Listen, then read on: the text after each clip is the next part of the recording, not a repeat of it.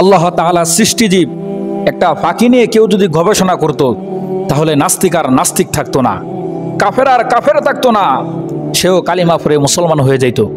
এই পৃথিবীতে সর্বপ্রথম বিমান আবিষ্কার করেছিল উইলিবার রাইট এবং অরভিল রাইট।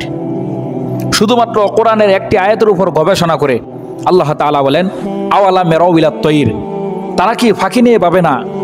দুই ভাই মিলে ফাঁকি নিয়ে চিন্তা করা শুরু করলো, গবেষণা শুরু করলো, চিন্তা ফিকির শুরু করলো, আর পাহাড়ের মধ্যে বসে ফাঁকি দেখে আর খাতার মধ্যে ছবি আঁকে।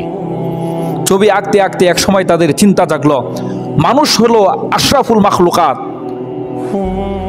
মানুষ কিসের জন্য উপর দিয়ে চড়তে পারবে না? গবেষণা করতে করতে এক সময় তারা বিমান আবিষ্কার করলো। 1903 সালে তাদের এই সর্বপ্রথম এই যাত্রাবাহী বিমান তারা উড়ে দেখালো।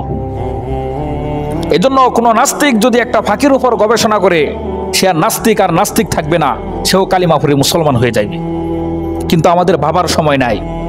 আমরা আছি কুচাকুচি নিয়ে, আমরা আছি একজনের গীবত নিয়ে, আমরা আছি ফতোয়া নিয়ে যে তুই মরলে তুই কাফের, মারা গেলে তোর কবর থেকে যে ঘাস জন্মাবে, এই ঘাস যে গরু খাবে, সে গরুর দুধ যে খাবে সেও কাফের। আমরা আছি ফতোয়া নিয়ে। আর এদিকে ইহুদি খ্রিস্টান নাসারা কোরআনের উপর গবেষণা করে তারা বড় বড় জিনিস আবিষ্কার করতেছে।